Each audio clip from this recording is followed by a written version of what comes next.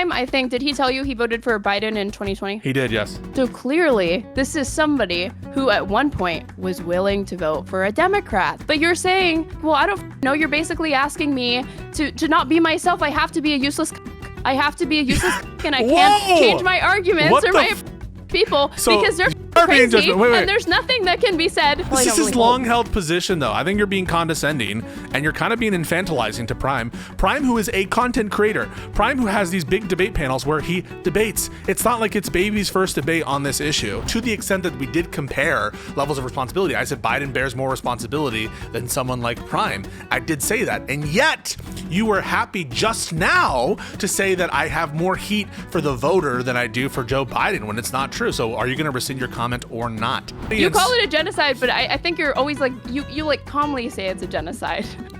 Are you seriously doing this right now? So now the virtue signal, now the purity test, did you say it, call it a genocide softly? Hey folks, please like, comment, and subscribe. And make sure to check out my newsletter. Information is in the description. Okay, talk about Prime. What is there to say about Prime? I only caught half of it because I rated you and I like watched part of it after I rated you, but you get the sense of it after 5 minutes. Pointless conversation. I think that again, it's the same thing where it's like, it's good memes. It's a fun time. It's always fun to like bully some moron who is saying like, whoa! No. I like Prime. Prime's not a moron, which is why it pisses me off that he's making these arguments. But it's like twofold that why it bothers me is because it's not a good argument to say that you're not going to vote in a two-party system where one of these people is going to win. So just because you are trying to exclude yourself from that or say that they haven't earned it and like maybe she hasn't earned your vote, but neither is Donald Trump, so not voting is tacitly allowing for him to win potentially, which is why you ought to vote against him. Think of it less as like voting for that candidate and voting against Donald Trump, which is how I always thought about it. But I don't think that I mean, you weren't taking it seriously. You're like singing in the middle of it. What's wrong with singing? Literally doing like karaoke songs. Huh? I sing a lot during our streams, during our different interactions. That just means that there's lots of instances where you're not really taking the conversation that seriously. Really? Why do people get that sense that when I start singing, I'm not listening, I'm not really taking anything seriously just because I sing? Because you're not just, you're interrupting to do it. You don't have a whimsical aspect of you. You don't have a whimsical aspect to you where you're just like, do you ever get that like, it's just building up and you just need to let it out and sing? Ever? No. No? Not on streams, and certainly not on stream. I can't, if there's something I can't stand, it was like people in high school that would sing. That would just go around singing. Do you just like hate joy and merriment and... No, is that what I said? I mean, you're equating people just fucking singing out loud whenever they fucking want with joy or whatever, but that doesn't bring me joy. I want them to shut the fuck up. I find it very, very irritating and very, very obnoxious. And it's like, you know, I think I need a lot of attention, and then I would see people in my high school that were like singing at lunch, and I'm like, well, at least I'm not that person. I don't need that much attention. Yikes. Do you have anything positive to say about either Prime or Tim? I mean, I don't think that like liberals have the ability to be that smug with Prime's position, I'll be real, because there's a lot of dissatisfaction even among registered Democrats with the party right now. So this whole like leftists are so crazy, they have no electoral strategy. It's like, yeah, well, Democrats lost to one of the most unpopular presidents of all time somehow. So I don't really think that they're in a position to be like gloating about any of those things either. I also just don't think it's like compelling for you to be like, Kamala, like he's talking about like, why can't, like, she's spineless and not calling out that there's a genocide. She's not really even like, you know, drawing attention to just the suffering, even if she doesn't want to call it a genocide. And you're like, she's in a rough spot. That was a bit of a meme. That was a bit of a meme. That was a meme. When I'm like, she's in a tough spot, you needed to help her out. Okay, so then don't fight me when I say you're not taking it seriously because you're fucking singing out loud. So apparently it's not just you singing, it's actually some of your argumentation because you kept repeating that point. But listen, and earlier in the conversation, I swear you were like, it's not really about the personalities of the Democratic Party. And then you kept taking it back to like, you abandoned her. She needed you. She's your girl. Like about her specifically. So part of that was me because it was just funny to keep being like, she was in a tough spot. You wouldn't help her out. You refused to help her out. Like, but the fundamental point underneath that is she was winking that she would be different than Biden. if you were looking at all. Citation for that? Because that is true, but you didn't have a citation, so that's not impressive to you just saying that. She was, and we all know that she was. We all know that. You can't think of an example. I can think of an example. She was in a tough spot, and Prime didn't help her out and didn't give her the benefit of the doubt. Okay, so can you be serious for like 2 seconds? I am being serious. How did she? Is it a She serious winked. argument or not then? So now it's like you didn't help her out and she's in a tough spot. What's the tough spot? The tough spot is that she needs to walk a fine line in being the sitting vice president for an unpopular administration and having to like coordinate what her policy platform is going to be in a way that doesn't completely undermine the notion that she is a part of the team. And being a part of the team, unfortunately, when it's a sitting vice president, like if you're not part of a team, it looks like you're very disorganized and you should have resigned or something. That's the problem. Is it's a kind of very difficult, untenable position, and especially on a conflict that's so divisive. That's the kind of like she was in a rough spot and you didn't help her. You didn't give her a shot. Norms, though. Huh? There was not actually a rule preventing her from breaking with the party more, with Biden more on certain policies and articulating a different vision forward for That's the a different country. thing. You're doing the same thing Prime That is was doing. something that Sorry. That is a different question. Whether she should have done something differently, whether she had a different obligation, is different than what did you being Prime, have as an obligation given what you your had. argument. Your argument was she's in a rough spot, and then you just appealed to like norms. You didn't appeal to rules. Sorry. I just want to make sure that you acknowledge what you just did there was a different question, right? What she could have done is different than taking the candidate as given and what you should do in response to what she's signaling. Do you agree those are different things? Yep. Okay, so when you say my point is that it's not compelling to phrase it that way at all. It sounds like she can't really like, even though she's the candidate, like she can't do anything. Well, she was in a rough spot, and Prime didn't help her out. Yeah, see the strategy. How's that strategy going for Democrats? Let's bully every individual I'm not saying person that this is the best strategy. No, I'm not saying it's the best strategy. I'm just saying that I think it's true. No, it's just the one that you deployed in this particular conversation. No, in this where you had conversation somebody who with didn't want to Prime. vote for her. No, there was you nothing. abandoned her Wait, and, stop. So Prime was never going to be convinced. He's not going to be convinced. I'm not going to convince Prime. You're never going to convince the person that you're talking to. It's always for the audience. So know that. Do you acknowledge that? Yes. Do you acknowledge that? Okay, thank you. So I am emphasizing the fact that she had a difficult job and she had to do certain things to be aligned with the administration, otherwise risk being seen as like some kind of rebel of the administration and undermining her whole credibility. God forbid she separate herself from this really, really unpopular administration. Are you acknowledging it was a tough spot? Or not? Yes, but I actually have citations for the claim that you made, which is that she signaled. Sorry. On the mere notion that she was in a difficult position, you agree with that notion. So why are you fighting me on it? I shouldn't have said but. I said yes and. I should have said yes and. But yes. Yeah, I agree. So she was in a very difficult spot, and people should have given her the benefit of the doubt that she would be different. No, see, here's the thing. What she did from there, I can absolutely hold her accountable for. She's the fucking vice president of the United States, and she's the Democratic candidate in the challenge to Trump. That is a separate issue. The issue about what she should have done is separate from what the voter should have done. I say it was part of the same issue? No, but it's just not responsive to what I'm saying. So you agree with me completely? No, it is responsive because I'm saying, yes, she's in a difficult spot, but separate point, introducing separate point, pay attention to the separate point that I'm fucking making, which is I'm saying it's totally valid to criticize her for her electoral strategy. Yes, but I'm not even considering all of the other things that were stacked against her. Yes, but when I'm talking to Prime about what he should have done, I can't, Kamala should have made different choices. Prime should have made a different choice. And then what I'm saying when I'm talking to Prime, wow, thank you so much for the Raiders from the Majority Report. Welcome, the Majority Report. We really appreciate the Majority Report. Big fans of the show. And right now we're doing a little bit of a decompress after my debates with Tim Pool. And yeah, we're just talking about that in a different conversation I had with someone about the election in 2024. So thank you so much for the raid. Shout out Majority Report. Very much appreciate y'all and what you're doing. So yeah, listen, I can understand and even appreciate that Kamala should have made different choices. I agree with that. And I even agree fundamentally that Biden should have made huge different choices vis-a-vis Israel and Gaza, especially after Netanyahu was showing his hand that he wasn't taking these ceasefires seriously, 100%. Yeah, maybe not do the genocide. Yeah, but I just view that as a separate question from what your responsibility is as an individual in like the voting situation. That's all I'm saying. But you know that I voted for Kamala Harris. I voted against Trump.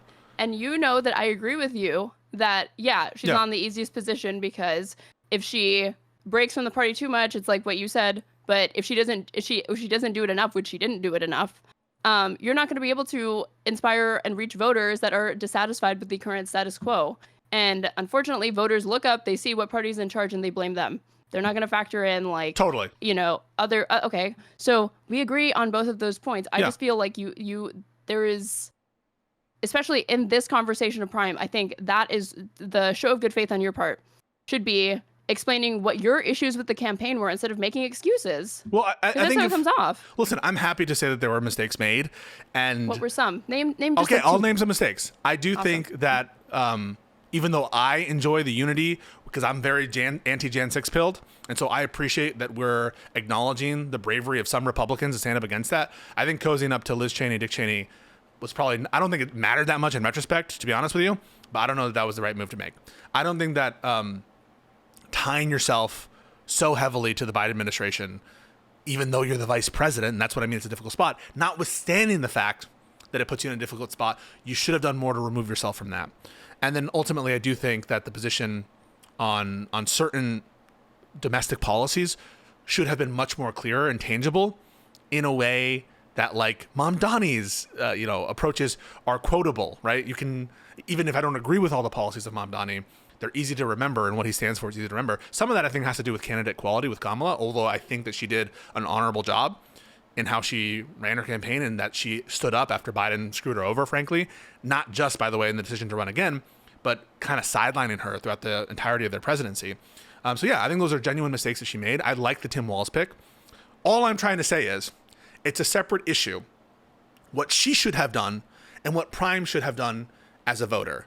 And as a voter, for him to answer, like, I wouldn't vote for Kamala even if it would save the lives of 20. That was crazy. That's crazy. That's crazy. These are stupid answers. These are stupid I don't answers. disagree with you on that. Yeah. But if you only just want to keep it to that one thing about here's what you ought to do. Here's what you ought to do. I just don't think, like, if that's the way that the conversation ends up going, it's not productive. It's funny, but I'm not going to pretend like it's productive. Well, it's not persuasive. It's not interesting. You not having, again, fucking tunnel vision that I've told you about, where you're getting triggered over bringing anything else into the conversation. It's like, no, we're just talking about your responsibility, right? But his responsibility is not a constant. It's an outcome, right? You say you think that there's no way his mind could have been changed. Maybe for this past election, it doesn't seem like it, but for the next election, maybe it could be changed. And I don't think that you seized upon the opportunity to try to point that out. I mean, I asked them, I basically said, would you vote for Newsom and over JD Vance? And I think that he was still giving like the same kind of cagey answer, that unless he was willing to do the kind of policy prescriptions that he wanted to do, and frankly that I think should happen. I'm in favor of stopping aid to Israel. I am. People might think that, like, I'm taking this ultimately elastic stance on Israel, and I'm kind of just shying away from the question. I'm not. I don't support aid to Israel, and I agree with a lot of the critiques, the left-wing critiques of the AOC fungibility. AOC. Yeah, so the fungibility argument makes sense, and I was even saying as much. I just don't think that you should have, like, just throw AOC out with the bathwater. I think she is making a understandable vote just in terms of optics, and people should give her the grace to fucking have that vote. All I'm saying is that even if Gavin Newsom took what I took to be like a bad position on funding to Israel, or if Governor Shapiro were the nominee or some other nominee who's potentially more or less hawkish or more accommodating to Israel, we should still vote for them. Like, that's what I mean. And I don't think that Prime is in the mood of being convinced on those kind of harm reduction arguments. And those are arguments, and this is another point that I brought up in the recap here, which is it doesn't make sense to be so pure-minded, and I want to know what your opinion is on this, with respect to voting, but to be ultimately like a deal maker when it comes to the substantive negotiations on the ground, right? Like, everyone would acknowledge that in order to get to a peaceful resolution of the Israel-Palestine dispute, what's going on in Gaza, it will require some kind of mutual consideration and some kind of deal. And that's going to necessitate not a pure stance where we're only giving the Gazans everything they want, the Palestinians everything they want. And people seem quite willing, and even the Palestinians themselves and Hamas are willing to come to deals and agreements that are, benefiting both parties to have some resolution. So to me, it doesn't really make sense that you would take one stance on voting, that there's this exceptional thing with like the vote must be pure, but your sausage making of the deal, there you can have a kind of more give and take relationship that you couldn't have with respect to voting for a leader. Do you understand what I'm saying? Yeah, of course. It's never going to be. It's politics. There's political realities to contend with, and a good compromise is going to be one where everybody is upset, and that's certainly going to be the case when it comes to the resolution, which is all going to be on Israel's terms. Let's not kid ourselves otherwise. Yeah. Whether Kamala had won or Trump had won, that's always going to be the case. Well, it's kind of Palestinians are just. I didn't put it in the topics that we were going to discuss today, but I'm curious what your thoughts are on the strike in Doha, because it just really does seem that the Israelis, in coordination with the Americans, are setting up these negotiations to be completely impossible, and to put up deals and then use the deals and the offer. No way. Is Israel sabotaging? No way. No, I'm not saying this like it's a big confusion for you, but like at this point, it seems like even the capacity for making a potential deal that is a target for the Israeli government, both in terms of how they approach Iran and what they're doing with the strikes in Doha. So what's your reaction to that? It's no surprise they're not interested in that. It's been like 2 years. They claim around about the hostages. If they give a fuck about those hostages, they could have come home a long time ago. It's not about any of that. This is a fucking lunatic state, man. I heard that also they have no incentive because we're one of their coffers, and what conditions do we attach to anything that they do ever? Israel, you mean? Yeah. Yeah, obviously, yeah. No, I mean, they have no incentive to be reined in because they know they can do whatever they act with impunity. And it's kind of undermining. Like Qatar has kind of tried to act here. And listen, I think that we're no friends of these oil Gulf states. At least I'm not. But they were trying to act as a mediator here. It's undermining the potential for them to act as a mediator as well. So yeah, I don't see. But this is one of the reasons why I get so frustrated with Prime's position. Is this is the kind of shit that Trump is encouraging and allowing for. Like, I think that he was well aware that when he made these entreaties to Hamas, because he was saying this is the last deal, take it or leave it, and he sent some kind of ambiguous set of requests to Hamas vis-a-vis their. I think even on Truth Social, he was saying some shit like that. But that kind of shit, I don't think would happen with the Democratic president. That we'd have this level of involvement and culpability in specifically undermining the negotiation. I do believe in the sincerity of the Democrats when they were trying to get to a ceasefire. You might not believe that they were doing the most effective thing, and I would agree with that, but I don't think that they were actively scuttling the talks like Trump is now. I mean, let's say you were having this exact same conversation, not with if you could just be part of a focus group, okay? No, you're not part of the focus group. Okay. You happen to pass by somebody who's just left a focus group, and they're a registered Democrat who did not vote in the last election, and they give identical arguments to that Prime just gave you. Would you really employ all the same arguments and same strategies to convince them to vote? No, I wouldn't use the same strategies to convince a lib as I would a lefty. Is that your question? You don't know that you don't even know if they're a lib. You just the information I provided to you is the only thing that you know. Repeat that information again. I'm sorry. Yeah. You happen to be walking by a convention center, and out walks these people that have just participated in a Democratic focus group. And these people are registered Democrats and independents, I'll add independents in there, who voted in the previous election for Joe Biden but did not vote this time in 2024.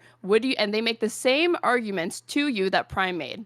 Would you use the same lines of argumentation that you made against Prime to convince them to vote? That they ought to have voted for Kamala Harris in 2024, and then they should vote again against whoever Republican candidate there is. I think I would stress the harm being done to Gazans under the current administration and what I view would be the difference. But if you're someone like Prime who doesn't take into consideration the amount of harm and the disparity between those two, that's literally what he's saying, is that you can put infinite amount of harm on one side of the ledger and it won't change how I act.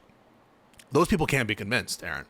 And that's what, we've had a lot of public spats and disagreements with the live and learn, hutch type mentality. We've taken some differences of opinion in terms of like type mentality. the coalition building, like eject all the left and these people are cancer, whatever. Oh yeah, Mr. We don't. If we lose or if we win in November, it'll prove we don't need these fucking people. And now the same people that were saying they're fucking irrelevant, they're on Twitter, they don't do anything, they don't fucking vote, man. All they do is whine about genocide. Now they're turning around scolding all of these people as though if they had voted, it would have had some difference on the outcome. And it's like, oh, so you did need them. Which is it? Because it can only be one. Either they're terminally online dipshits that don't matter and they're just screaming into the void, or they were consequential and you needed their votes, and now all you have for them is like scolding. Okay. Well, no, I'm not saying that there is not an inconsistency on the terms of like relative power. I think that sometimes that they play fast and loose with like how much power they have. On the one hand, they're the reason Kamala lost, like you said. On the other hand, they have no power. They're just terminally online. So we should ignore them and cut them out. Right. So I'm not disagreeing with you there. What I'm just saying is like there is a subset of people who can't be convinced. There is a subset of people where they're criticizing Mamdani as in principle being a stooge of the Democrats, at the same time as they're criticizing the Democrats for not rallying around him, which I do, by the way. I criticize the Democrats for not rallying around Mamdani in the context of the New York City mayoral election, especially people like Schumer and Hakeem Jeffries. But there are people like Prime, I think, who I'm never going to convince him because he doesn't care about consequences. And how do you convince someone by appealing to consequences for someone who doesn't care about those consequences? You know, it's kind of like if I really am in the wild meeting with someone who thinks like Prime do, I might as well just start singing because nothing I say about the harm that their vote might cause is going to affect their calculus. I don't know. What are your thoughts? Well, there's just things that are brought up disingenuously, and it just drives me crazy. Like the USAID cuts. Okay, one, we knew that Doge was going to happen or whatever, but we didn't know about the USAID cuts. Now I hear that number, the 14 million that are projected to be killed. Wait, what the fuck? Let me make my argument before you make faces. Let me make the argument, please. Thank you. Okay, so by 2030, there's a study that projects that because of the USAID cuts, which were completely unconstitutional, which I didn't agree with, obviously. Yeah. 14 million more people are going to die because they're not going to get access to aid that they would have otherwise if the USAID budget had been preserved. Okay. That number is brought up all the time to be like, that's 14 million people that could have been saved if you'd voted against Trump, voted for a Democrat, and prevented USAID and Doge from like these cuts from happening and from Doge happening, right? Let's pretend all else being equal. MAGA, the Republican Party is the exact same. Democrats are the exact same, except they also support the USAID cuts. Would you then say that, and MAGA doesn't support the USAID cuts? Okay. Would you then say, oh, we ought to vote for MAGA then? So you're saying, would you? There's 14 million people. So if Democrats supported the USAID cuts, Republicans didn't. Would and you they vote didn't. No, but I don't think that. I would still vote for the Democrat in that context. But I know, and everybody who brings up these stats also would. I also would. So why are we bringing it up like it's this thing that really, really matters? No, it's being cynically invoked, and it's so it's not cynical. Transparent that it's cynically invoked. Wait, it's not cynical. It's not cynical to like appeal to someone else's values, right? Like if what I take the position that like we need to save ourselves first, and so sort of like the structure of our country and preventing us from falling into an authoritarian state, that if the Democrat, like I'll fight against the specific USAID cuts, and I'll be in court or helping or assisting or signal boosting the people who are in court fighting against the USAID cuts or whatever.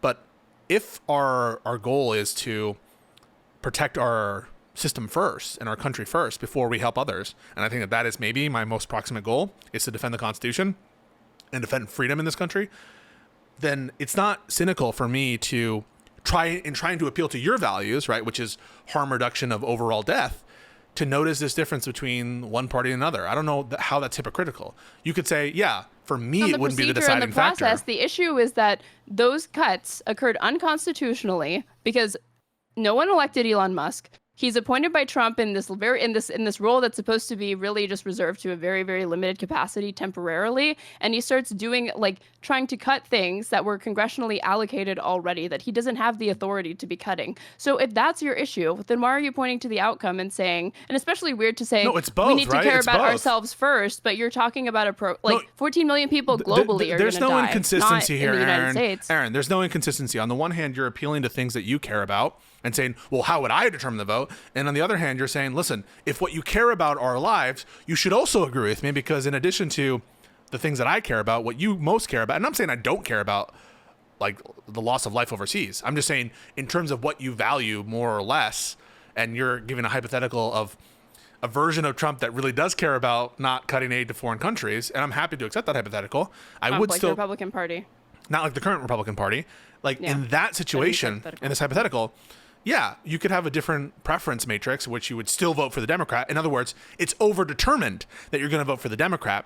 But in appealing to someone else who doesn't care as much about the institutions, doesn't care much about the rule of law and the structure of the country, and cares just about the raw outcomes for individuals in terms of their, them living or dying, then it's not inconsistent to say, hey, if what you care about is harm reduction for people abroad, look at this harm. I don't think that's disingenuous at all. What's disingenuous about that? But it's not just the raw outcomes. There have been conflicts that have killed far more than the Gaza genocide. The reason why it's significant is because the intentionality going in this genocide. It's not because of just the number of people dying alone. No, I don't think it's just because of that, for sure. And I think that you would agree that this is not something else I said in my discussion in the video that I had of like the recap, where there is this kind of, I think, genocide exceptionalism, which I'm not trying to sound crass. I think that you would acknowledge that we care about things, and I agree most pro-Palestinian people would care about things other than just genocide. You care about crimes against humanities and war crimes and genocide and poverty and starvation, whether intentional or not. And I agree that there's a special harm being done by the intentionality, the special intent in genocide. But like, given the choice between two options, right? Like, if there's a genocide of a 40,000 population person versus like, if you assume that the metrics or the estimations are correct, it's like 12 million people are dying.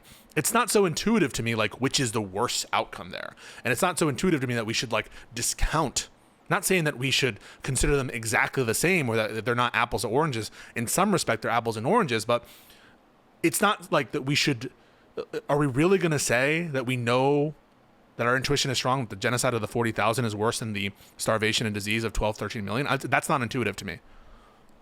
Happening right now on social media, and I think people do get it. People are more viscerally disgusted by this woman, this Ukrainian refugee, a young woman who was brutally murdered on a train or something like that in North Carolina. Oh, I get you. Yeah. No, she's like stabbed in the neck, right?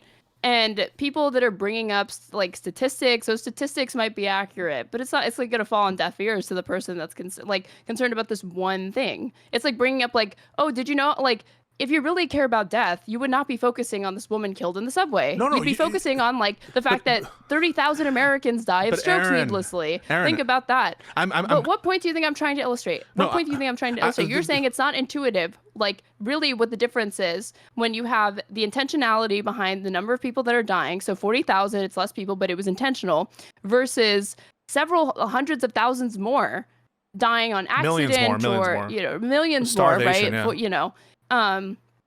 But it wasn't like intentionally done. No, I'm recognizing that there's, and I'm giving you credit because I agree with you, that there's a special harm and rights deprivation that matters differently for 100 people die of heart problems and one person gets brutally stabbed like that. I think people are rational to consider the rights deprivation and the intentional malicious act as part of that calculus. And so, yeah, you're going to be more animated by the obscene, horrible killing than like the statistic of 100 people dying from heart failure that weekend or something like that. And they're not 100% comparable. But at a certain level of scale, you start to, you have to consider it as part of your analysis. Like, if I could prevent one such killing on the bus versus 1 million people dying of cancer every year, yes, you weigh in the rights deprivation, you weigh in the malicious, intentional aspect of it. But ultimately, everything I think is fungible in that way, where you have to make some kind of rational trade-off where it can't just be like, okay, one person gets murdered, I would trade away the entire planet in an unintentional fashion for this one intentional malicious rights deprivation. You understand what I'm saying? Well, you said 14 million people could be killed because of USAID because you're still voting for Dems. In my hypothetical, where I said Republicans and Democrats, everything's the exact same. The only difference is that Democrats support the cuts to USAID and Republicans don't. There's a certain level of scale at which, I can't with precise, specificity tell you where it is. And part of my analysis here is I think that an authoritarian state is much more likely to do other kinds of abuses, and just based on the promises of one party versus another, and my intuitions on which party excess we're able to rein in and which not. So a lot of it goes into the analysis, like in the background here, about like my intuition of the harm. But at some level of scale, I think you would agree that we would want to, forego the rights that we care about at some degree of scale. I don't know if the USAID... Well, Prime clearly doesn't feel like the party is movable on this because, you know, he obviously feels, and it's not irrational, a lot of the Democratic base feels this way. Every single fucking day, the Democratic Party feels this way, that they will go down with the fucking ship that is Israel before they change their goddamn position on it and get in line with where the majority of the fucking base is. We all talk about how, like, oh, these Gaza purity testers, they just care about the genocide. They don't care about anything else. They're immovable. It's so unreasonable. That's true of Prime, but that's true of Prime. But nobody's talking about how the Democratic Party will not move on Israel. So they're the ones, to me. It's people who support Gaza aren't in fucking power right now. Maybe, you know, they're in the base, but they don't care. They don't have any power really institutionally. We can name on like two hands. These two hands more than suffice to name the Democrats that have been the most outspoken with respect to Israel-Palestine. I just view them as different issues, right? And like, so yes, that is like Prime is weighing, and like the people that are sitting out the vote, they look at this party and they see, I don't really believe you that the Democrats could be moved on this, because even after this election, wait, the base is being moved. Yeah, the base is being moved, but it's not being reflected in the party. And so they feel like, okay, well, it just doesn't seem to be any amount of Democratic constituents that can feel this way on this issue that you'll ever see the change reflected in the institutions. You'll ever see it reflected in the politicians. They will not change on this issue. So if it's a matter of like, oh, but you can push Kamala more than you can push Trump more with respect to Israel-Palestine, these people don't feel that way. I happen to agree with you that I do think that that's true, but I am not surprised that they feel that way, given how resistant Democrats are that are currently in office to changing on Israel. I kind of view them, again, we're going to loop on this. They're separate issues about like whether or not Democrats are movable. You can't see it, but I'm rolling my eyes right now. I understand, but like whether or not Democrats are movable is a separate issue from whether individuals are movable. Like I just don't see them as the same. And so regardless of whether or not Democrats are movable or whatever, just like in the existence where like we have the candidates that we have, not saying that we shouldn't try to move them, not saying that we shouldn't try to replace them. Hell, I'm on the front line saying that Schumer should step down as minority leader. I'm on the front line saying that we need a primary Fetterman, we need a primary all these people. So 100% agree with you that the Democratic Party needs to move, including on Israel.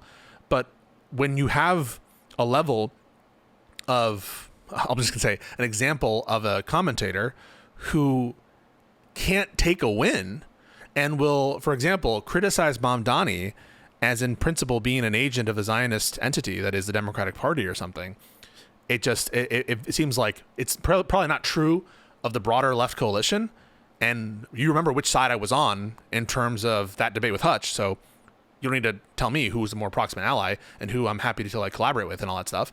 But there are some individuals who embody a kind of ultimately immovable position, and where they cannot be convinced. They're not in the business of being convinced, and they're going to find a way to denigrate our candidates no matter what. And that's what I think we saw in the Prime debate. But again, I don't know that there's much disagreement there. Denigrate our candidates no matter what. What do you mean by that? So I should say refuse to endorse / vote for our candidates. And I've included that in denigrate, and just be like basically counter to the Democratic Party in terms of their electoral results, regardless of the outcome or the cost. That's what I mean. That there's a subset of creator who is like that. And I'm not even including in that a bunch of the most famous creators. I'm saying people like Prime. And I like Prime. And you like Prime. Like, I can like people who I think are politically out to sea. Hell, I like Connor, and Connor is like, at least he calls himself a Republican. So I don't. Maybe again, you're saying that like when I said, you said that the people in the focus group hypothetical that I gave you, you'd speak to them and make different arguments than you would to Prime. But it really scares me because a lot of the Democratic base is disillusioned with the party, and they're actually closer, even if it's irrational, even if I disagree with it, to Prime's position than they are to yours. And if all libs have is you need to vote harder, you need to lick Kamala's clip more, you're not enthusiastic enough, this is your fault, just like more of that, I don't see Democrats winning. Fuck, I'm not telling you that. I just don't. I'm not the messenger. I'm not the messenger of the party. Ass. Wait, Aaron, I'm not the messenger of the party. You know, proof is in the pudding. People like Mamdani are gathering crowds. People like Bernie and AOC. People like Gavin Newsom, right? They're messaging. And so I am not an expert on what is the right messaging for the Democratic Party. I'm just a debater, right? I feel like Avon Barksdale. I'm just a discharging gangster. yourself of responsibility. I was never wait. insinuating that you have any connection to like the fucking DNC No, or any I'm of this. saying- I'm just talking about what's in your I'm control. I'm not And what's in representative. your control is to just recapitulate the same strategy the Dems have been using, which is Trump bad though, Trump really bad though, Democrats slightly less bad on Israel than Trump. And acknowledge that. You have to vote. It's not working. It's the same strategy that I've seen that Bro, just failed. And so- it's being brought out again Aaron, and again and again. I'm just myself, right? Like, I'm not trying to say that I'm representative of what the Democrats' approach are. I have no affiliation with the Democratic Party other than I'm a registered Democrat. Don't. You just you use the same strategy though. What do you mean? That the other side is bad? We're not supposed to use the strategy of the other side is bad. I mean, that's what your position is right now. That's not the only strategy, and it's clearly not the most persuasive because Trump bad was what Democrats used in 2024 to try to get Harris elected. How'd that go? It's clearly not enough. Can you stop with this? Can you stop with this? So I'm not saying that it is enough, but you're saying like... Okay, well, I wasn't saying don't do it. You're the one saying, oh, so we shouldn't bring it up. That's not what I was fucking saying. So what I are was you saying saying? that it cannot be the kind of silver bullet that you think it is. It's clearly not persuasive to enough people that Trump really sucks. Did I say that I thought it was a silver bullet? No, I wasn't saying that. You said that that was a silver bullet. No, you said I think it is. Saying, wait, you just said, wait, I just want to be, we didn't agree on what you just said. Okay. You just said, it's clearly not the silver bullet that you think it is. You did say that, didn't you? Here's the thing. Did you say that? You will say. Wait, Aaron, did you say that? Yeah, I said that. Okay. So here's what you'll do. You'll say you don't really think that, but when I look at your actions, when I look at the argumentation that you use and what time you spend on what arguments, it's clearly like the majority of your argument. I spend the time on stuff that interests me and conversation. And though I do not represent that those are going to be silver bullets, I do not represent that that's what the Democrats, the strategy the Democrats need to take. I think a positive message is more accommodating and welcoming, like, by the way, Mamdani is doing. Did you hear Mamdani? There was a clip, holy shit, that we played on Live and Learn, where he was like, we welcome everybody. I think one of the problems is that we're too purity testing. That's what Mamdani said. And Mamdani was like having these interviews with MAGA people. He's treating them differently than I would, and that maybe I'm even capable of or even have the patience to. So I don't want to pretend that my strategy of doing these like vigorous bullying debates on Tim Pool, that's going to be what's going to attract a new generation of Democrats. I just know what I can do, what interests me, and maybe I can give some arguments that people find convincing, or the people who are convinced by debates, they can see my stuff. But no, I do not think that my approach is what the Democrats should do. I think more like Newsom is doing. That's weird to me that you have a strategy that you don't think is so effective that if you had the ability to, like, Democrats came to you, Pisco, and were like, we're going to adopt whatever you say we ought to do when it comes to like messaging and convincing voters, would you try to abdicate responsibility in that instance? Or would you say, no, what I'm doing is I believe I'm making the most effective arguments that I can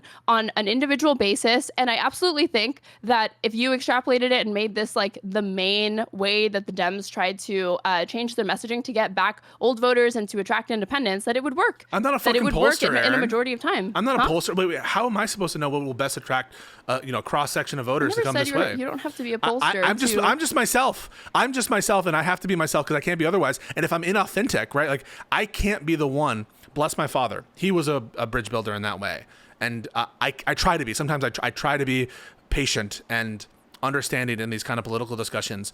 I do try to, and I try to be more affable. And there are tweaks I can do, but fundamentally, I can't change who I am. Some of these politicians are in a better position than I am, in the sense of both, I don't know, personality-wise perhaps, but also their campaign can be something, their value add can be something more bridge building, can be something more inclusive. And maybe I can adopt other types of strategies. But when I do, I think that if I go too far against what my natural steady state is, it might come across as inauthentic or placating. But you can tell me if you disagree. You can't change. It's not like it's a choice that's being made by you to make these specific types of arguments or whatever. Obviously, I'm not saying disingenuously do it. I'm like, the reason why I'm talking about it is like to convey to you that it might not, the way that you go about it is actually not the best way to go about it, and to change your mind genuinely on that. I'm not saying you should disingenuously wield these arguments. I'm trying to say that there are better arguments to consider. So what do you say to Prime? I mean, really put yourself in that position. What could you possibly say to Prime? I would There's not nothing. do. Yeah. I would not do. Do you want an answer or not? I do want an answer. Yeah, tell me. Okay, because you say like there's nothing. You know, what people say is their priority. But people, when they give nonsensical answers, I don't usually think that that's indicative of what they always really believe, or that they're really in touch with what could change them. I mean, why are you laughing? No, because the whole notion, like, you're not taking Prime at face value that he actually believes this stuff. It's because you think that there's some kind of like that he is insane and that he is just irrational. He actually believes this shit. No, like there can be a point. You reached a point in the conversation where he's being so obstinate that he's not willing to acknowledge that 20,000 less people dead would be objectively better than if those 20,000 people, like he's not willing to say that there's a difference. Because he believes it. Because he believes it. He does believe it. And here's where you and I disagree. Okay. No, that's a person that has reached a point in the conversation where they're so obstinate, they're so defensive, they're being so irrational, and this is somebody who I probably share a lot of criticisms of Democrats and a lot of prescriptions that I actually don't think that they really think that. And so I'll start to be like, no, I feel like this is just being said because we're having this conversation in front of everybody. I think that's condescending. You feel cornered. What? What part of that's condescending? I think it's condescending to be like, you don't really believe that. You're just cornered, and so you have to say that. I would literally say that to them, yeah. And see if I'm wrong. And see if that gets them to fucking stop doubling, tripling, quadrupling down because they feel defensive. Or if they truly believe that. And then from there, if I feel like, no, okay, I got to take them out there where they really, really do believe that, then that's just stupid as fuck. There's not much more we can talk about because at that point, there's nothing I can say. But if they are willing to give me the ground that like, no, okay, that is fucking unreasonable, and I do feel defensive because you're just not taking any of my reasons for not wanting to vote for her or not being enthusiastic for her seriously, then he probably feels like the conversation with you is fruitless, and yet he's having it nonetheless. True. I mean, we're having the conversation. We are living in existence. I will grant you this, Aaron. There are some people who take apparently would be untenable positions, and it's not so much a reflection of rational thought, but more of like a statement of where emotionally they're at vis-a-vis the conversation and pride and ego and stuff like that. But take for granted, there are such people as I'm about to present you. There are people who believe in critical pedo theory, which of course you brought up in that one stream we did.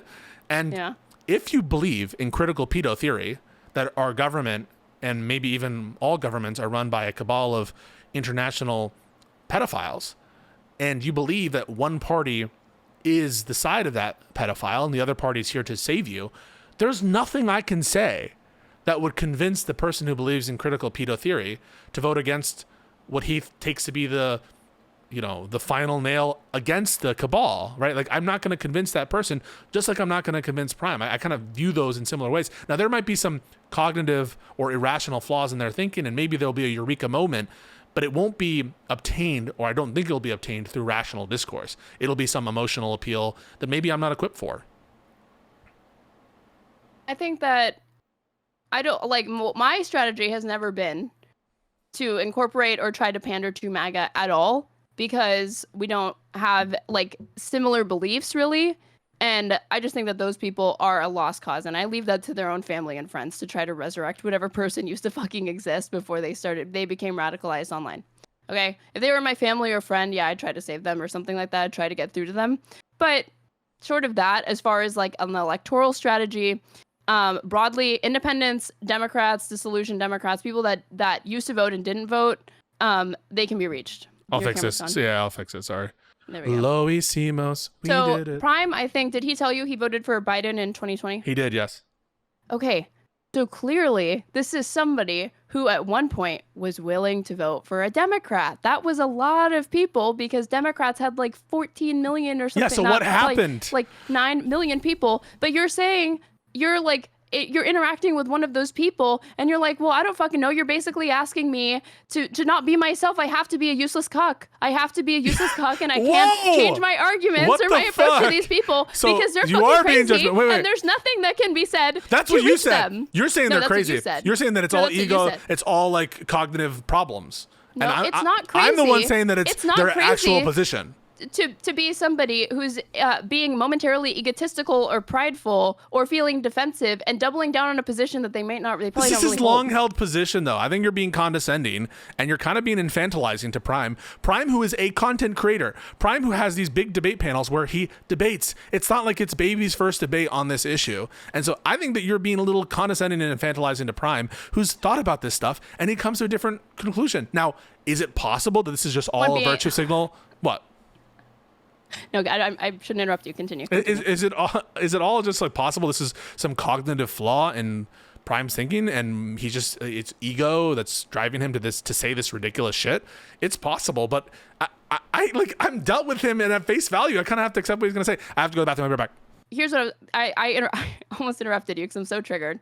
Because you're saying that I'm being infantilizing after you're standing by you being like, come on, Kamala Harris is in a difficult position. Oh my God. She secretly thinks this other thing, You're not but doing she doesn't this. say that other thing that she thinks because she's in a rough position. So give her the benefit of the doubt. Aren't you the one being infantilizing? No, it's because you're not. holding voters to a higher standard than you hold the vice president and the Democratic establishment. No, who I'm have all the not. money in the world, access to these fucking focus groups that they're always focused on, all the polling data and all of that. And you're saying, and they still can't come up with a strategy to defeat Trump.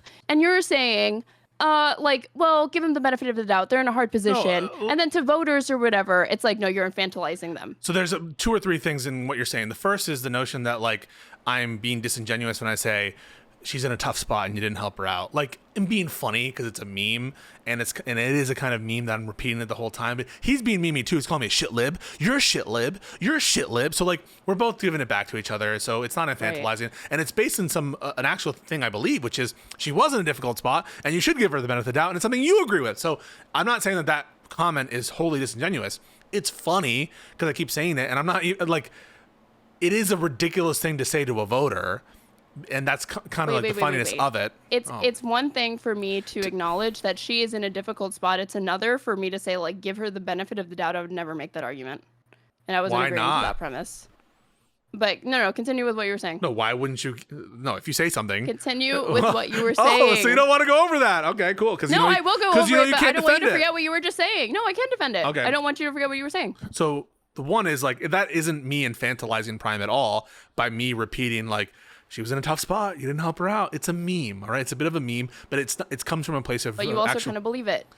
The meme of it is the way you phrase it sounds so ridiculous. The way you phrase it, I'm repeating it constantly like it's some kind of like interfamily dispute or something. You have to give her the benefit of the doubt, and she was in a tough spot. You didn't spot her. But you also kind of mean it though. But I do mean it, right? Like I do mean it, obviously. Okay, so why are you fighting me so hard on? You're like, it's a joke, but you do mean it. No, so I'm addressing the underlying argument. Have you ever heard the phrase "many a true word is spoken in jest"? That it's a phrase that, no. Okay, many a true word is spoken in jest. So yes, there's a jokey aspect to me saying she was in a tough spot, but it's not me infantilizing him. And it comes from a place that I genuinely believe, even though it's said in a kind of ridiculous way that you would refer to like an interpersonal dispute. That's number one. So I'm not infantilizing him by doing that. And then the second thing is like that I'm comparing the levels of responsibility between, you're saying that Kamala Harris should have less responsibility than the average voter? No.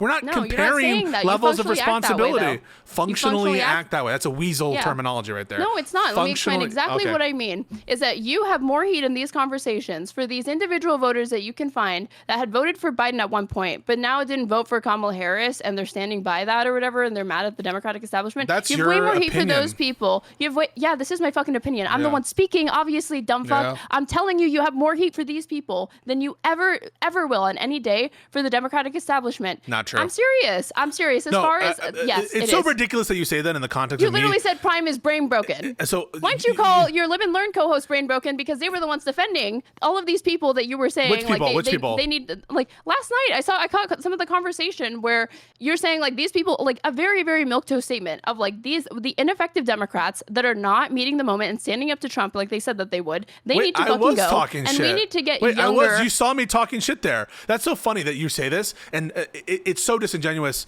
I'm not saying you're disingenuous. I think I think that this is a point where it's maybe ego. That this is what you want me to say to Prime, right? Where it's ego and all that stuff. Okay, let me cool down.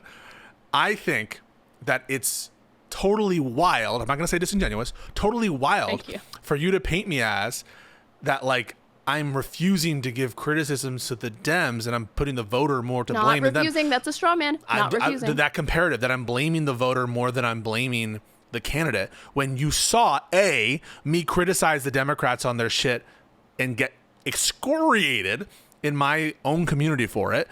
B, in the very conversation you're referencing. Wait. I will reference that. Let me finish now. Okay. B, in the very conversation you're referencing where I said Biden is more to blame for the loss than you are, Prime, in that conversation that we're talking about, and so now to respond to what you just said, then when I was criticizing Biden heavily for fucking over the country, for not dropping out early, Biden on his corrupt actions with respect to the pardons, with respect to what he did on the border.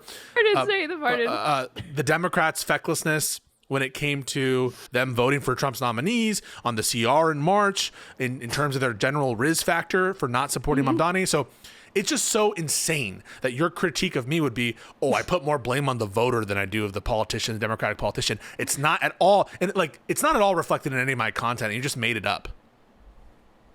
No, I'm saying you have way, way, way more contempt when you're confronted with these individuals than you do with if you had the opportunity to talk to like a Democrat or like the Democratic establishment. But I don't know, maybe you'd say to their fucking face or behind their back not long after that they're brain broken. The Democrat that you spoke to, if it was just some like centrist moderate who you didn't feel was meeting the moment, if you could talk to Chuck Schumer and you're like making like the strongest case to Chuck Schumer about why he really needs to go harder against Trump, he's not taking it seriously, like Democrats resent him for all of this. If he was still obstinate and still like you felt like he wasn't really listening or internalizing it, and you say that you turn around and be like, Schumer is fucking brain broken, that's insane that he couldn't even concede that to me. Because I feel like if he didn't concede it to you in the conversation, you'd be like, well, you have to understand Chuck Schumer's at a difficult spot. But that's my own feeling. You can't disprove it. It's just you're like not even responding to what I'm saying. Like what I'm saying is, in the course of that conversation with Prime, we were not generally comparing the levels of responsibility, and I was resisting attempts to do so. No, but I am as the viewer. But to the extent that we did compare levels of responsibility, I said Biden bears more responsibility than someone like Prime. I did say that, and yet you were happy just now to say that I have more heat for the voter than I do for Joe Biden when it's not true. So are you going to rescind your comment or not? No, I'm not going to rescind my comment because that's how I genuinely feel. And you say it's important to be authentic and genuine and never say something that we don't really feel or believe. So I agree with you. So no, I don't really fucking feel that. And I don't think that example is dispositive, for one. And the other thing is that I'm laughing my ass off at you being like, I have heat for the Hunter Biden pardon. I think that no one really gives a fuck for except for you. And I just think it's so funny because you do have so much heat for Biden on that. What did I start with? I don't care what you started with. You brought it up. And I'm saying that it reminded me how you've probably had far more heat for Biden over that one action that is really like, yeah, it's corrupt, but like it doesn't, no one's thinking about that now except you. And like, than you have for his policy towards Israel. My audience. You call it a genocide, but I think you're always like, you like calmly say it's a genocide. Are you seriously doing this right now? Yeah, I am seriously doing this. I'm giving you my thoughts. Yeah. So now the virtue signal, now the purity test. I'm not being paternalistic to you. I'm telling you what I really, really feel. You call it a genocide. Did you say it? Call it a genocide softly. And if you didn't call it a genocide loudly enough, if you weren't, if you want to straw man it that way, then I can understand how that's how you feel. That's what you think. If that's what. Okay, how did you not say that just now? Explain it. Explain what you just said. I know that I've watched enough of your content that I can know when an issue really, really matters to you, it personally bothers you, and it motivates you to speak up, say something, and that's reflected on how I think spirited and robust the arguments that you can provide with respect to like the Hunter Biden pardon being corrupt or J6. Like, you love talking about these things. You're very, very passionate about them. That's my bread and butter because I understand them. Through. I'm not an international lawyer, and I am just now learning the legal standards of genocide. That's why I'm applying it, and I'm reading more about genocide. But that is not my area of knowledge or domain expertise or any kind of like. There is nothing. So not everyone. Not everyone has to be a subject matter expert on Gaza and the legal standards of war crimes, crimes against humanity, and genocide. I'm not arguing for that. I don't fucking want that. Most people are willing to call it a fucking genocide. They're not international scholars. But what you just said, you didn't say it loud enough. That's going to justify the deaths of these fucking people, and I don't think that people are missing some context to be horrified by that. It's like you're talking and I'm not going to ever say, why are you calling it a genocide? You're not a fucking international law scholar. You don't actually know why you're calling it a genocide. No, what I'm saying is, no, you're questioning, like, why are you spending more time on this or that? Why do you have more heat in this capacity? And maybe it's because I'm more confident in those issues because I'm steeped in those issues in a way that I'm not steeped in the issues of international relations in Gaza. And what you're kind of arguing for is like, oh, Stephen A. Smith, he speaks on sports. He should be just as confident on Gaza and Israel situations as he is on, like, who's going to win the NBA this year. It's like I'm acknowledging that it's a genocide under my view of what the legal standard is, which again is a limited, it's not an expert understanding at all of what it is. And I'm just now trying to involve myself in those issues. And what you said, and I want to go back to it, was you didn't like say it loud enough, or you didn't say it with your chest. That really is your standard now for why I'm like not as harsh on Biden, is because even though I acknowledge it's a genocide, I don't say it with enough oomph for you. That is kind of what you, not just kind of, that is what you were doing and saying, right? I didn't, on like the most, not bizarre or inconsequential, but things that are just very, very particular to you. Okay, I don't relate to being so upset about Biden over the Hunter Biden pardon. It's like, yeah, it's like flagrantly corrupt or whatever, but like, yeah, okay. No, I was giving you examples. So I started by saying I gave Biden a bunch of heat for not dropping out. I gave Biden a bunch of heat for his corrupt pardons, for his corrupt thing with the wall. I was giving you a list of things. You picked one out and said, no one gives a shit about that. When I'm providing you all these examples, it's to show you that I'm willing to be harsh with the Democrats. You might say it's particular to your own thing. It doesn't cut against the point that I'm willing to be super harsh against Democrats. You might say it's in your own way. That doesn't cut against from the point that I'm willing to be super harsh on institutional Democrats at all, in a way that pisses off my audience. And so when you just plucked it out and said, well, no one really gives a shit. Well, I'm not saying that representing that the majority of people care about the Hunter Biden pardon. I'm saying what I care about and what I'm willing to call out in the Democrats. And so you now turning this. So this is the shiftiness. Again, this is the shiftiness. On the one hand, you're arguing that I don't have the same subjectively, right? Heat for Democrats. I give you example of where I'm giving heat for Democrats, and you say, oh, well, this doesn't count because no one else cares about it. That's the shiftiness. You're changing the ball game. You're changing the goalposts. And then you brought up the thing about genocide. I don't even know how it relates. Citing your priorities right now. I'm not trying to say that it's an indictment because that's not where the majority of the base even gives a shit about. I'm saying that you have the most heat for Democrats over like procedural stuff that you feel that they're not following, or different instances of like Biden being corrupt over the pardon thing. Things that, in my view, yeah, you don't care about it because you don't care about the Constitution as much as I do. I don't. I've never claimed to care about the Constitution as much as you do. I've always said I'm not a strict fucking constitutionalist. I've never pretended otherwise. Are you just learning this for the first fucking time? No, I'm just saying, yeah, you don't care as much as I do. And to your audience, that's like the worst thing in the world. To mine, no. No, listen, I am not saying that you're a bad person because you don't have the same, like, whatever, values that I do. I'm not saying that. All I'm saying is they were examples that were trying to show you that I am willing to be harsh against Democrats. And I wasn't representing that all the population thinks the way I do. In fact, the opposite. What I'm saying is I'm willing to go and cut against the Democratic consensus in a way that's probably particular or idiosyncratic. So at no point was I trying to represent that my views are shared by large amounts of people. And yet you took it there to try to like discount well, you that asked it's a criticism. Me my thoughts on your conversation with Tim Pool and with Pisco and with PrimeCayes, between yourself and PrimeCayes. I'm giving you my thoughts, and now you're like, these are ridiculous standards. What the fuck are these types of answers? We're past that they're my standards. They're my answers. No, we're not past that conversation. This is still part of it, dumbass. I don't understand why you think they're unrelated. We're only talking about this because we started talking about those things. You asked me about my opinion on those fucking things. Well, we were on the Prime conversation. So we were on the Prime conversation, not on Tim Pool. But no, listen, I appreciate your feedback. You said I want to get your thoughts on both of these conversations. I did, and I do, and I value your feedback. I'm just saying that's where it started. I'm not saying this is directly related to the Tim Pool. I'm saying that this is where it's. No, it's not great feedback. I know you don't fucking like it. I don't give a shit that you don't fucking like it because I'm telling you what I really, really think, which is the most important thing to you, right? Being authentic and being genuine and saying what we really believe and not trying to maximally optimize our message for the person that we're talking to. Trying to be authentic. I'm trying to be authentic, bitch. And you know what? It's completely fine with me if you want to like scream at me and say that like you're like call me disingenuous or whatever. Like this is not my real opinion of you or your priorities. I took that back. Wait, I took that back. And I said, I took that back. It just feels crazy that you would accuse me of not being harsh on Democrats when I've been excoriated for the same but thing in your by own liberals. special way, and they are the most bizarre ways sometimes. Okay, but you didn't qualify okay? that way. And it's I'm not doing it now. I'm doing it now, it's so not, you can understand. It's Okay. it's not that idiosyncratic when I And say also, like. is your issue with the pardon that you think it's unconstitutional? Because Biden can constitutionally do it. It was wrong because he said he wouldn't fucking do it, and then he did it. It's an abuse of power, and I view that to be an impeachable act under the Constitution. Okay. Yeah. Anyway, wow, what a great back and forth. That was that was harsh.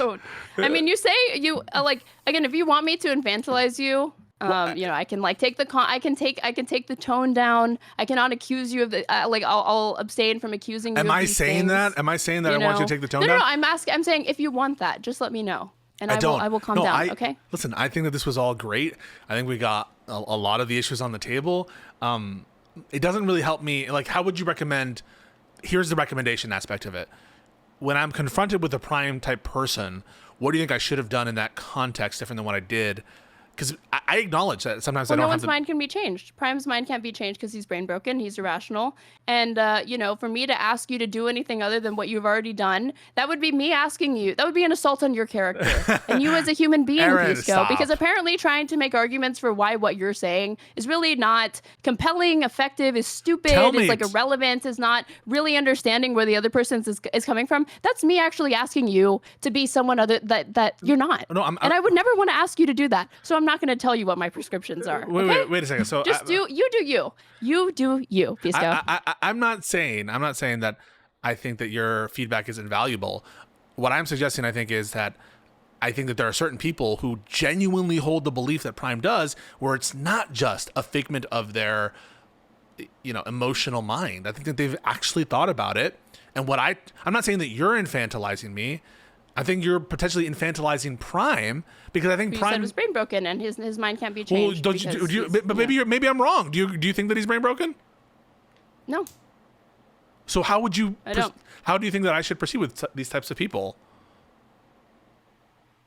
You already told me really quick before I answer your question. You've already told me that you've acknowledged that the way that you'd handle the people coming out of the Democratic focus group and the independents or whatever would be different than what you did with Prime. So I feel like that's one, you acknowledging that like there are a diversity of approaches and any number of that you could take, and some of them might even be more effective than what you did. So next time I'll try to be his therapist. You to consider maybe thinking, what would I do in that situation? And maybe I should just try to use it here and relate to him on that level instead of like as another content creator, which is how you said you look at it. Listen, next time I have a conversation with such people, I will do an experiment. I'll try to be more emotional and ask them questions about how they feel. I mean, like that's what a character. What do you want me to? When women do be emotional, and they do be saying you got to be emotional. Stop! I'm not saying that that's what you're saying. I'm saying I don't. Like, okay, so where did you get that then? Well, I don't know how to actually. You're fucking you're a weasel. You're doing it right now. Just say that's where you're coming from with it. You think I'm highly emotional, and I am highly emotional. I'm fucking screaming at you right now because it's ridiculous that you won't just admit that you think that's what I'm arguing. Wait. I'm genuinely trying to understand. Okay, hang on. I'm trying. Yeah. You've already made up your mind that certain people are brain broken, but you're genuinely trying to understand. I think. Wait. I have the opinion that Prime is brain broken on this. Help me get away from that. Help me, because I love Prime. I really like Prime. You know what? Prime is the reason I'm doing this right now. Because Prime, so help me believe that he's not brain broken. Okay.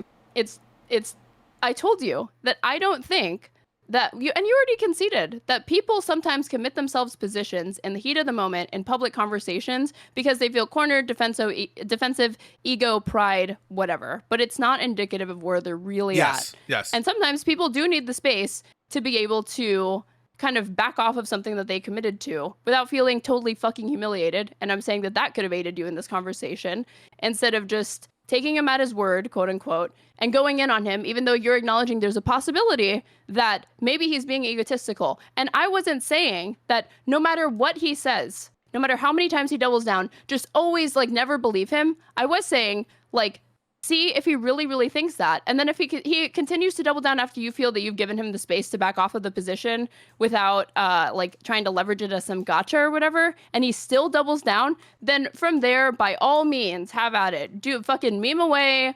Like, treat them like they're brain broken. Just treat it like an unserious conversation or whatever, because they are literally telling you that there's nothing that you could tell. That they're not open to reason, right? So at that point, treat them that way. But I think that you reach that way too quickly for too many people, for one, and you kind of fall back on this excuse of, I'm taking people at their word. I'm the one that's not infantilizing them. You're actually the one that's infantilizing them by being skeptical of things that people say in conversations where, yeah, people are prone to lying and saying things that they don't really think or believe because they get caught up in the moment. And I'm saying, interrogate that a little bit. And if you think that there's a chance that it really isn't a function of what they truly, truly believe, then pursue that line. And if they actually continue to quadruple and be obstinate and stubborn, then I feel like I gave him plenty of space. Is that unreasonable? No, I don't think it's unreasonable. I don't think what you just said there is unreasonable. But well, that's what I was saying. I think that I gave him plenty of space. And so on the specific person here, Prime, love him. I think that the evidence is in. The verdict is Same way. Because if he told me after I gave him the space to be like, hey, that what you just said was really fucking stupid, so I'm going to give you a minute to like back off of that if you want. You want to take that? Okay. If they're willing to follow me, how do you think he would respond to that? That would be like, awesome. And if he I'm not going to back down. I won't back down. He's going to say, you're a shit lib. Yeah. You're a From shit there, lib. I'd be, okay, well, that's insane. Because you just said you would rather let 20,000 Palestinian kids die than vote for Harris. Your ideology is all sorts of scrambled. I don't even know where to begin to fucking address it, because that is an insane statement. And from there, I would go hard, okay? But I think you just kind of take any opportunity to go hard because these conversations are just big virtue signal, like I felt like I was That's very. it. I felt They're like first of all, I virtue signal I didn't go. conversations No, this is that unfair. You're gonna scold this is some so voter unfair. and scold some online leftist creator like Prime who What are can't you get through a fucking talking sentence about? without stuttering because he stutters really, really fucking badly. So now I'm And ableist. I like Prime. You're calling me ableist. If that's ableist to acknowledge that Prime stutters a lot, which he frequently acknowledges, then yeah, I'm ableist, sure, dude. Okay, I'm ableist against Prime because I'm pointing out that, yeah, he's terrible rhetorically. I'm being mean to the kid with the stutter is what you're implying. I mean, you're... What? No, that's how did you get that from what I just said? I'm the one being mean here. I'm the one who's saying I know that Prime you're can't suggesting debate for shit, even though I like him. He's tell me if I'm wrong. Like you're suggesting that I'm taking advantage of a situation in bad faith to virtue signal and to take advantage of a guy with a stutter. What? Oh, sure. Yeah. That's what you're doing. So yeah, come on. And what I'm suggesting to you is, I think you take the easy path, and the easy path is that, and you lean into it, and you can't help but lean into it, because you get so much more social reward, like all these virtue signal points for doing that, and it's so much easier than actually trying to meet them where they're at and have a serious conversation. So first of all, I want to totally disagree with your characterization of my intention there, because I came into that conversation either forgetting or not knowing that he didn't vote for Kamala. So this is a conversation that he approached me to have that because we were going to do something else. And so I'm not saying that we haven't had back and forth conversations. I'm just saying for this particular conversation, he reached out to me, and I thought it was going to be a conversation about chorus. And again, it's one that he wanted, and I didn't know we were going to get into this territory of Kamala. And I feel like I was patient with him, and he was rude with me. I didn't take it personally because it's just how we are. But if you're just optically looking at it, people are like, why aren't you defending yourself? You're letting him call you a shit lib.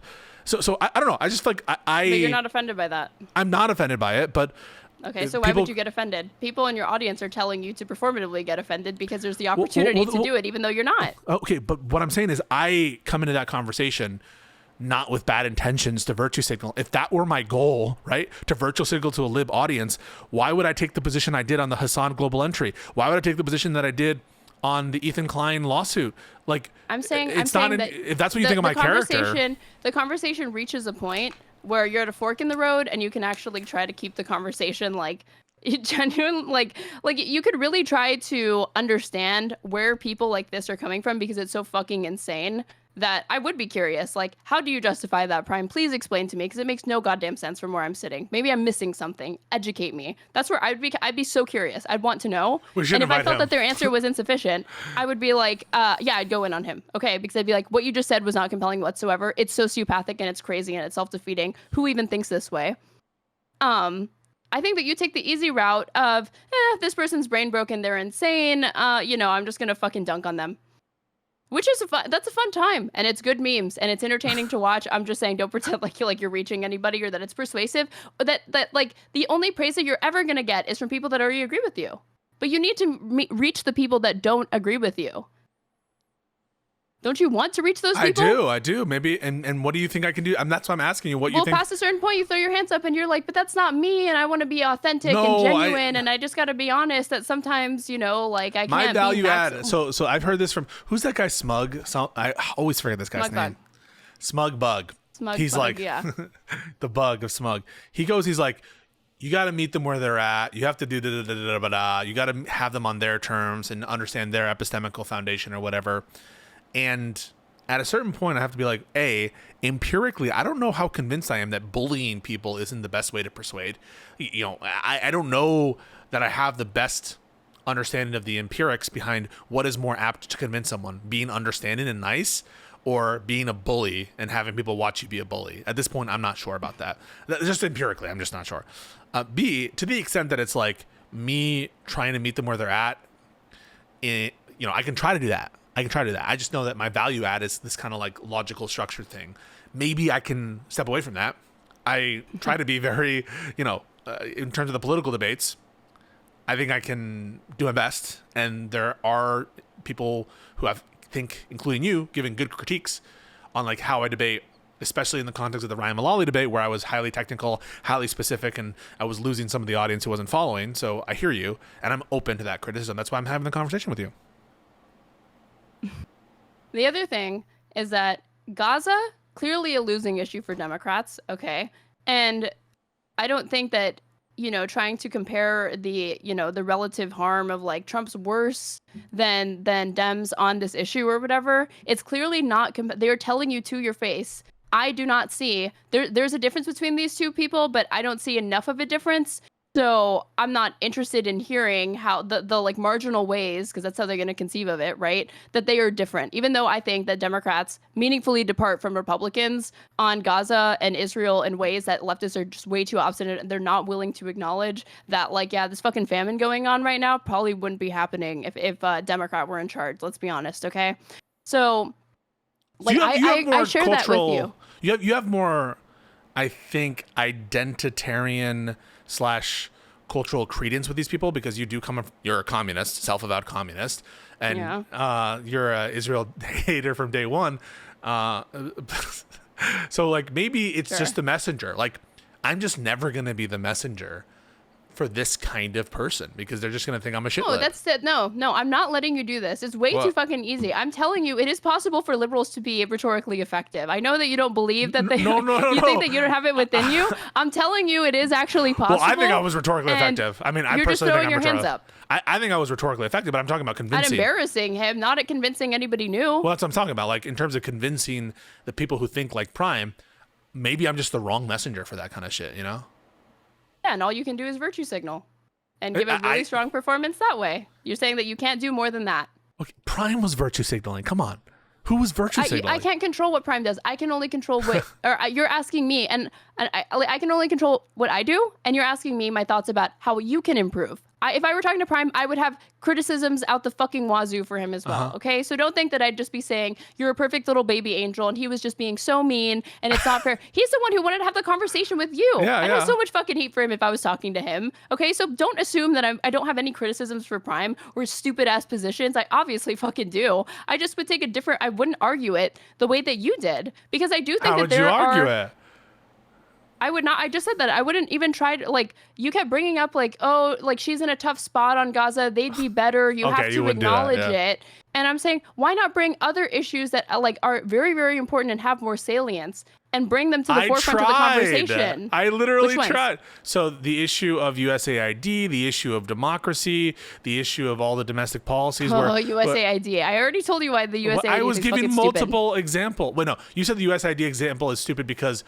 It's cynically invoked, yes. Liberal cynically invoked. It's not... Wait, now you're going to have to justify that. How was it cynical? I already did. We disagreed. I said that I think... What do you take cynical to mean?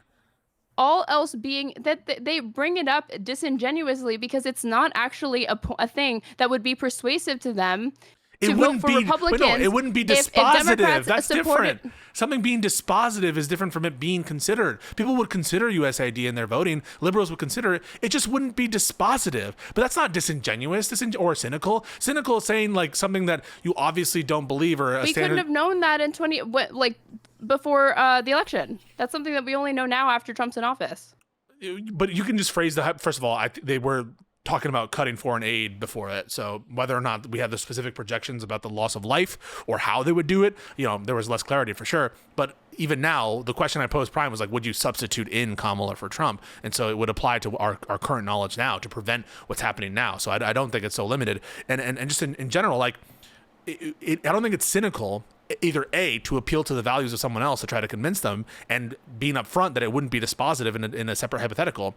That's not cynical. It would be like saying, would you have a meal with Abraham Lincoln or something, and like your favorite historical figure, and it would be Abraham Lincoln, and the reason you wanted to have a meal with Abraham Lincoln was because he freed the slaves and because he conducted the Civil War. And like, what about Abraham Lincoln? But he only freed the slaves. He didn't actually do the Civil War stuff. Would it be disingenuous to cite like both of those things as rationales as why you would have dinner with Abraham Lincoln? No. If it's overdetermined why you would have dinner with Abraham Lincoln, or if there are multiple reasons, in a way that like removing one wouldn't make it dispositive, it's not disingenuous to cite it as part of the constellation of factors that would commit you to a certain action. Do you understand what I'm saying? I do. I guess it's hard for me to relate to this because here's how I feel. I've had this argument with Pondering Politics, okay? He brought up that we had it once over a Republican who was like, I think a lot of my party has been captured by Russian disinformation. Do you remember who said this? Like Russian propaganda? Who said Republican from Texas? No, I don't remember. Yeah, try to find it. Republican admits that Aaron voted for Kamala, guys. Stop with your nonsense. Voters, people actually think I didn't vote for Kamala Harris. Give me a fucking break. That have been captured by Russian propaganda. Let me see.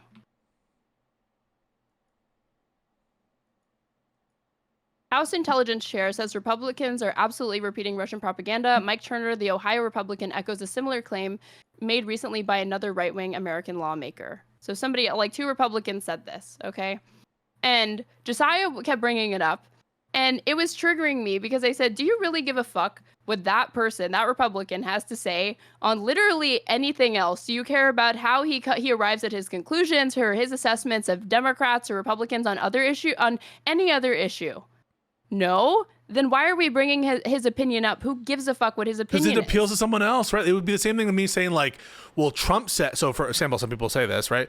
Trump said that such and such happened, right? Trump agreed with us that we need more immigrants. And like, yeah, I don't give a fuck about what Trump's priors. But if I'm talking to a MAGA person, I'm like, listen, you might say you hate immigrants, but Trump himself said we need more immigrants. We just need it to be done legally.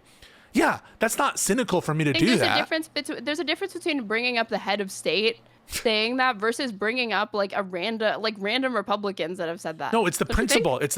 Yes, there's a difference between the head of state and the other people, and in terms of many different aspects. But I'm saying so like Josiah's presupposing that these random Republicans have sway or purchase with the Republican that you're talking to, or the conservative that you're talking to. They're gonna be like, fuck those 2 guys. I don't give a fuck about them. You know where I'm going there. What I'm saying is, regardless of who the person is that you're trying to invoke or what the principle is, I don't think it's cynical to invoke something that to appeal to them, and they can just ask you, right? Like, do you care what Trump says? Well, no, not really, but I'm just trying to appeal to you. It'd be like saying, like, when you ever debate with some of these religious people with religious faiths, where they are like, call them what's God people? When you try to appeal to like people. A Christian or really offensive or something, a Muslim or a Jewish person, and to accept some policy and be like, well, Jesus led by this example, and Jesus actually said this, or, Muhammad is said to have said this. That is a way, I think, to I've try never to been plug one into to their argue system on that. value. I've always thought it was stupid to argue on that point. What do you mean? But it's not cynical. That's what you said. It's cynical. There's nothing. It is cynical because I don't give a fuck about the Christian faith. I don't give a fuck about Judaism. I don't give a fuck about Islam or the Quran or any of that. And I'm not going to pretend like I could speak from a place of authority with respect to like exegesis and religious interpretation to somebody who is an avowed, or so they say, I'll just take them at their word, that they're avowedly religious. It's not compelling to them whatsoever because they're like, you're some godless atheist. What the fuck do you know about like scripture or any of that? Okay, we just have a different notion of what cynical means. I mean, for Jesus. For you, cynical means anytime you're trying to appeal to someone on their moral or ethical or whatever grounding foundation. And that would be cynical by definition because you're not appealing to your own. But isn't that counter to your whole notion of meet them where they're at? If I'm meeting them where they're at, No, try to understand where they're coming from. But if I try to appeal to them in a way that isn't my own, you seem to be suggesting that that's cynical. And so, well, first you have to understand where they're coming from before you start trying to make pitches to like change their mind. And I think you kind of assume where they're coming from, and then you make these sorts of pitches about I could be able to say better than like Andrew in a conversation with Andrew Wilson. I'm not going to talk about what Jesus would or wouldn't do according to my interpretation. Why should he give a fuck about that? He's going to say I have a bastardized interpretation. Okay, but if I had a strong command, you know what I probably do to him. Okay, but if I had a strong command of Christian exegesis or whatever the hell, I would, and I was comfortable with that argumentation, and I was able to convince Andrew Wilson that actually women should vote because Jesus said this and that and the other thing. I don't think it would be cynical for me to have a debate on those terms. I don't think it's cynical. I'm just saying, my understanding of what cynical means is different than yours, and it doesn't include just like appealing to someone's, ethical foundation or epistemic grounding. You know what I'm talking about? I'm just saying, like, I don't think it's cynical for me to say. It's cynical because your goal is to get them to vote for Democrats, right? But that's a shared understanding between us. Like when we're having this conversation, is I want you to vote differently. So that I'm not hiding anything. I'm not hiding the ball that I want you to vote for Democrats. I know, but you'll like throw shit at the wall. You'll throw whatever shit at the wall, and you're seeing what sticks. In service of that goal. Okay. In the same way that like fucking Gollum, okay, what does he want more than anything? He wants the ring. So he'll fucking say whatever. Yes, a little bit. Yeah, you're like a Democratic Gollum, honestly. You'll say whatever you need to say. You think you need to say whatever argument you need to present to try to get them, even if you like hold it or not, or even if you really think it would be persuasive, you're just like assuming. Well, and you I go do from think, there. by the way, I do think like that would be like me citing Kamala's housing policy in an argument for against Kamala versus Trump, be like the housing policy, but like you would just say, well, you're being cynical because if Kamala's housing policy were different, you'd still vote for him. Like, yeah, but it still matters. I'm not being cynical because it's still a point in her favor. And you'd be like, no, it's cynical because it's not dispositive. And so only the dispositive thing is not cynical. Like, what the fuck? Like, come on. I'm not trying to give off the impression. I think you think that, like, I'm not trying to give off the impression that, like, if something's like, again, not dispositive, then you can't bring it up genuinely or whatever, but you would be praising Kamala Harris's housing policies, like, even if I disagree with your it. Feeling no. Towards, no. I said regardless of your feeling towards her personally or as a candidate, you would stand by and say this is good policy. Or if a Republican put them forward, I think you'd be willing to say it's good policy, even if it's coming from a Republican. Wait, I absolutely would. But that shows I'm not cynical. The fact that when Mamdani has this rent freeze policy that I don't agree with, I say I don't agree with this policy, and I'm not cynical by saying, well, if I agreed with the policy, but it wouldn't be dispositive. What would be cynical was me saying I agree with Mamdani's rent freeze policy when I don't. That I think is cynical. But it's not cynical, I think, to count something as a bonus and to cite something as a bonus in a way that you think might appeal to someone else on their value set, especially if you do consider it as part of the overall picture of why you vote for a candidate. But taking it away doesn't change the answer because it's overdetermined. The answer is overdetermined, but it's not cynical to appeal to the component of the thing that you care about. This one aspect of the one, you love a semantic debate, and two, like we're arguing about whether something is or like can be like fairly categorized as cynical. Like that's the point that you're like really concerned about. For one. And for two, hold on. With you, your argumentation is more comprehensive. It's a totality thing. Okay, there was multiple points that you brought up and gave to Prime, right? But sometimes I think that you get so caught up in assuming what you think will be persuasive to that person, but you haven't stopped and asked yourself, wait, do I understand where they're coming from? And if I did, would I still be deploying these same arguments? Okay, forget about the semantics of cynical. I don't understand where you're coming from on the, like, don't bring up USAID. Shouldn't we bring up USAID? Like, we should. Why shouldn't we? Put aside cynical. Why shouldn't we bring up You didn't like USAID? my characterization as like a silver bullet thing, but you said I wasn't using it as a silver bullet. It was one argument alongside different arguments or whatever. Yeah, but why shouldn't I bring up USAID? You're somehow implying that libs are doing something wrong by bringing up USAID to talk to leftists, but like I would bring that up to talk to MAGA people, and I would bring it up to talk to leftists. Because you think it would be you think it would be persuasive to this person to get them to move and consider voting for Democrats. Because I genuinely care about it. I do care about USAID. To get them to move and consider trying to get them to admit that they ought to have voted for her in 2024 and trying to get them to commit to voting for a Democrat or against the Republicans in 2028.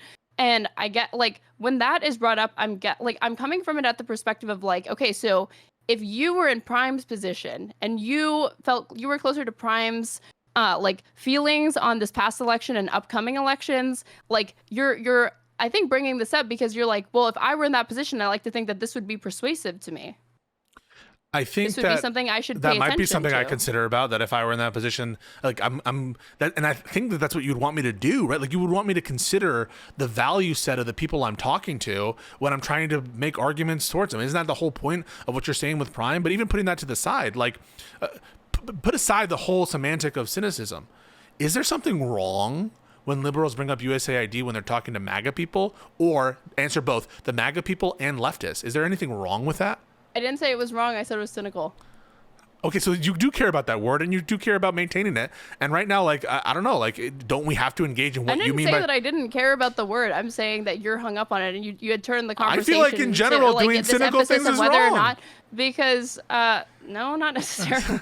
so it's a no, good... truly, I don't think it's necessarily bad or whatever. So then I just don't have a notion of so when you say that's cynical, I just don't understand what you mean. I truly don't mean, like when you say that to me, I can't respond because I don't know what you mean by that. Saying it comes off as insincere and you're motivated by one thing and it's not the thing that you're bringing to this person's attention in that moment. And the proof of that is because it wouldn't be dispositive in a situation for Trump versus Kamala Harris. But that's not good evidence that it's disingenuous. You're basically saying they don't really care about USAID and the death of all these people because it wouldn't be dispositive in a one-on-one election versus Trump and Kamala. But that, of course, doesn't mean that they don't care about it. The way that argument is used, it's like a break glass in case of emergency. Bring up the USAID, 14 million dead by 2030. Hit them over the head with it and see what happens. So you think it's like it's too strong of an argument? So it's too strong of an argument, so you shouldn't deploy it? No, that's not. No, I don't think. I'm literally arguing the opposite. I'm saying I don't think it's a persuasive or strong argument whatsoever. Because it wouldn't be dispositive for a liberal? Decontextualized, like stat that you just throw at people, and I've never seen it land for anybody. When you talked to Tali about it, she was immediately skeptical that number even meant anything. She was like, "There's different ways that you could look at it."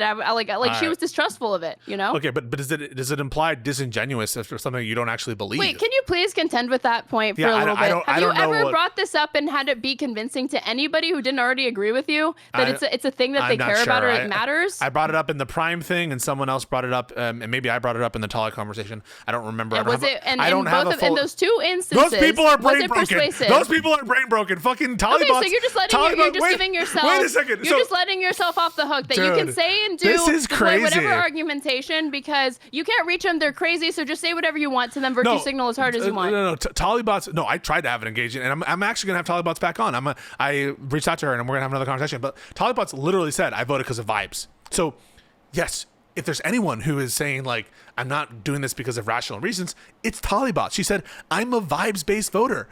Why?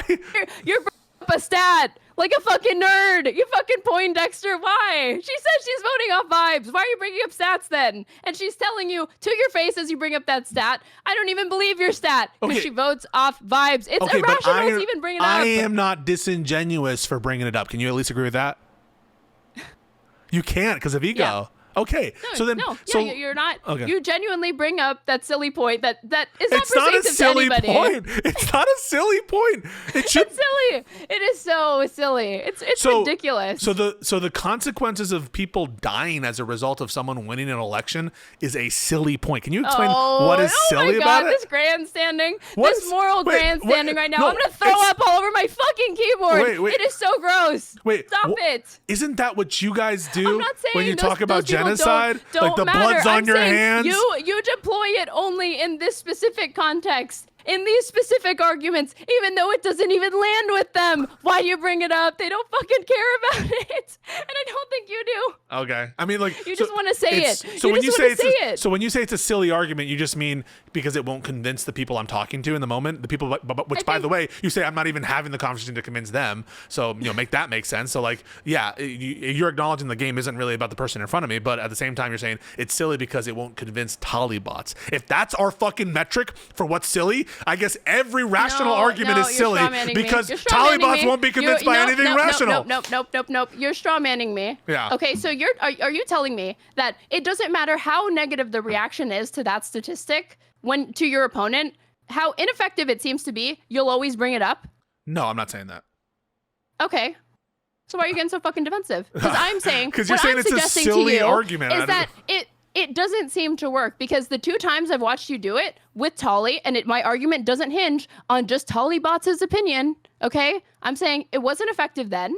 It's somebody who says, I care about vibes. You're bringing up a stat like a nerd. And then that's in the not all I conversation brought with Prime, up here. who you say is brain broken and is not capable of having, is not in charge of his, rational, mental faculties, you're bringing up a stat like a nerd. And it doesn't fucking work. These past 2 times that you did it, it didn't fucking work. And you're telling me right now, you're admitting at least, they're that brain broken. It's possible that they're brain broken, sure, but that you wouldn't just keep using it if you finally saw that, I bring this up and it doesn't seem to resonate with anybody. Well, first of all, if they don't care about it, I move off. And actually, in the Talibots conversation, she granted that it was bad. It just didn't dispositively move her. But again, whether something dispositively moves someone doesn't, it's not like whether something is an argument is silly doesn't turn on whether it moves someone dispositively. And B, whether it's genuine doesn't turn on whether it actually moves someone dispositively. So both something being silly or something being cynical or disingenuous doesn't turn on what you're saying it turns on, which is the ability to convince a deeply irrational and flawed person like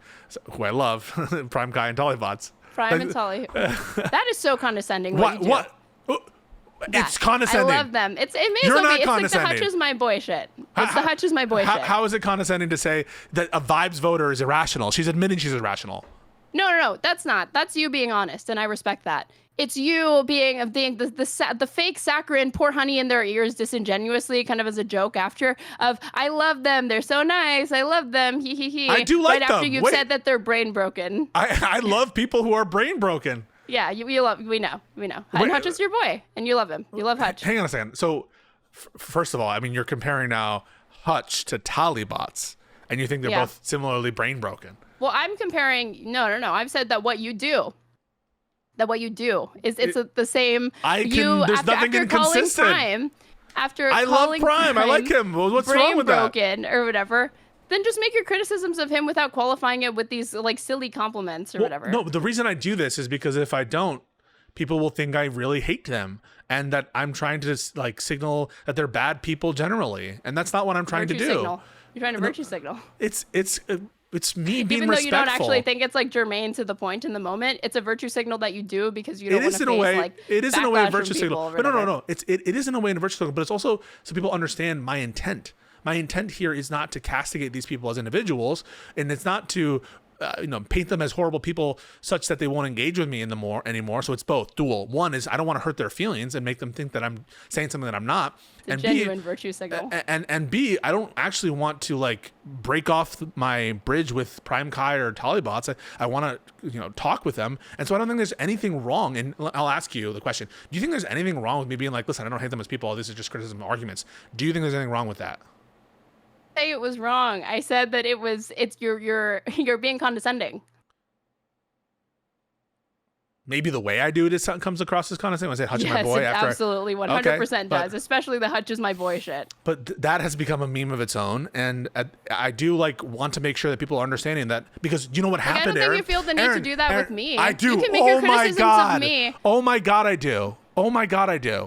If you do it, then do it for you. Don't do it for me, because I trust that if you're making a criticism of me on your stream, that if it's not paired with a compliment, I'm not going to think it's coming from the worst place possible or whatever. So I'm saying you don't have to do it for me. So if you've been doing it, do it because you want to. Don't do it because you think that I expect it or you want to make sure that I know you don't hate me. So you say that now, but also remember, this is in the context of the internal civil war of our little micro communities, where everyone was taking criticisms that we were levying of each other and going in each other's chats to talk shit. And in that context, that's where that whole thing came up, where Hutch is my boy, is to prevent people from trying to like read in animosity where none existed.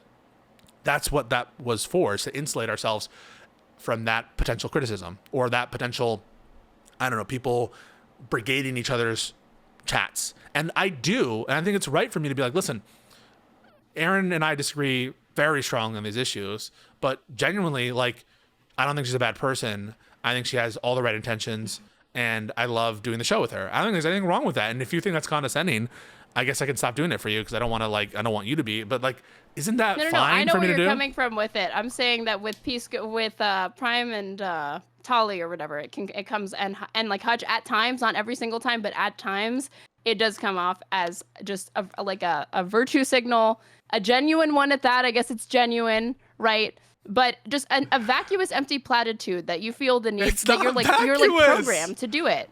It's not vacuous. You know? I'm saying it comes off that way. Okay. I'm saying it comes off that way. Okay. It's like in your brain, it's like open folder Hutch, run hutchismyboy.exe. Like launch. That's what it feels like you're doing. Okay. And that the program is on a timer where you like compulsively have to say it if you're having a conversation that pertains to him, like every 10 minutes, and you can't turn it off. Do you have you respected Hutch today, Aaron? Yeah, I respect Hutch or whatever, okay. Sure. I disagree with him on lots of things or whatever, but like the things that are like the most important or whatever, we probably agree. Sure. Why? I just think that it's important always to consider, what would Hutch do? WWHD. Guys, can we get some WWHD in the chat? What would Hutch do? Who is this for? Why do you say these things? It's just funny when I say these things. Hilarious, right? All right. Should we watch her take now? What should we do? We have our stories.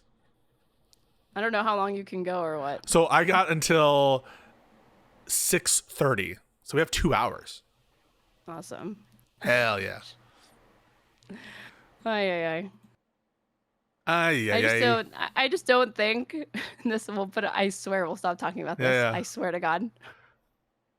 I just don't think that you should view like just considering and being open to changing your approach as somebody asking you to be disingenuous, when really it's more akin to like code switching than it is to truly disingenuous. It's making the same arguments but using different language to make the same arguments sometimes, or at least trying to understand where they're coming from first, instead of I think what you do, which is a lot of assuming, and you throw out. I think you would pose better and stronger arguments if you had truly tried to understand their position instead of just reaching the conclusion they're brain broken and crazy, even though 4 years ago they were voting differently.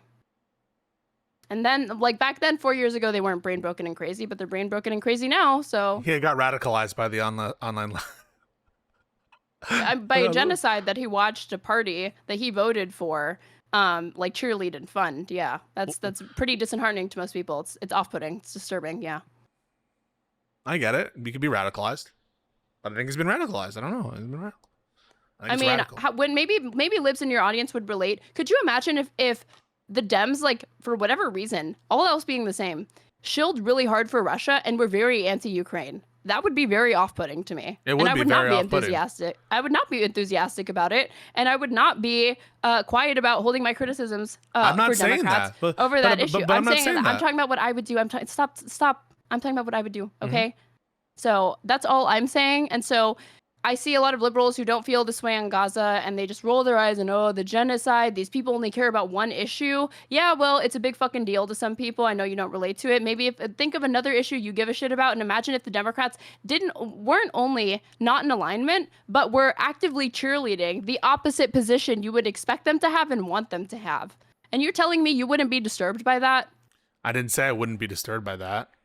No, I'm talking to this like random person that I made up in your chat. Oh, but yeah. like, I'm saying that like to the people that discount or trivialize people that are genuinely upset about the genocide, that try to imagine it with an issue you do give a shit about, where you have moral clarity, like Russia and Ukraine, and imagine if Democrats shilled for Russia.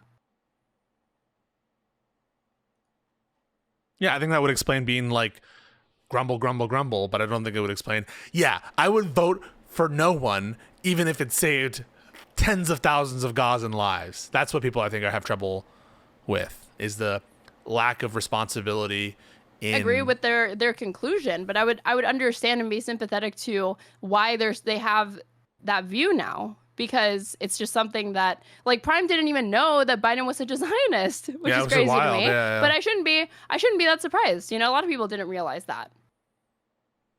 How? Like, it helps explain the discontent of where people are coming from, and it's like, well, you know, if that's what's disturbing you, then I can see how it's having you, like, you know, think very, very poorly of the party and not want to support them. Just put the vote in the bag, little bro. I mean, that's all I'm saying. It's fine. You grant everything you're saying, but just put the vote in the bag. That's my whole thing with Prime. But I understand. Listen, I'm not the most sympathetic person sometimes. You should grant it to him that they just suck on that issue. They really, really, really, really fucking suck. And yet, nonetheless, hold your nose and vote for them. Do you think that would move him? Yeah, that's closer to the pitch. You asked me how I would talk to him. That's closer to the pitch that I would make. They suck. Prime, yes, they Prime, are. I'm going to agree with you. They're genocidal monsters. Vote for them. Yeah. You think that? So if I go like, yes, they're genocidal monsters. They're genocidal freaks. Vote for them anyway. I agree with you on everything. Yep. And think of it. Hold your nose. Vote for them, and think of it like voting against Donald Trump, because all of those Republicans haven't earned your vote, and they're the same but on steroids. But it's not just two options. It's not just two. You shit lib. It's not just two. There's 3, 4, 5. So there are more than 2 choices, huh? Like, he was even fighting me on that. I mean, I would be like, sorry, 2 viable choices, because the ones that you're bringing up, yeah, they don't have a chance they have a snowball's chance in hell of winning. If that would have worked, I mean, he's heard that before, Aaron. You know he's heard that before. You know he's heard that. I don't watch Prime's content. I have no fucking clue what arguments he's encountered and which ones have been persuasive and which ones haven't. I just know that he's in front of you last week making these same terrible arguments, and you're giving, like, again, just like fucking bot standard, like, terrible responses and rebuttals that I'm like, this plays well to people that already agree with you, but it is just the same way that you already have his talking points memorized of what he's going to say. He's already got yours, I'm sure. Because they're that common. They're just lazy. They're superficial arguments that people just throw at these people. They don't really try to understand where they're coming from. And I think if you really, really care about getting some of those people back and getting people motivated to vote again, you do have to understand where they're coming from. I'll do my best. I'm gonna keep trying every day. Yeah, that's why you're trying to hold back laughter. No, I'm trying to hold back laughter because I'm not. That's not why I'm holding back laughter. I'm holding back laughter because the chat said something funny. Okay, that's what they say. I don't know if you should I tell you? What, you think I'm gonna cry or what? Say it. What? Someone said Aaron be in bad faith, and I laughed.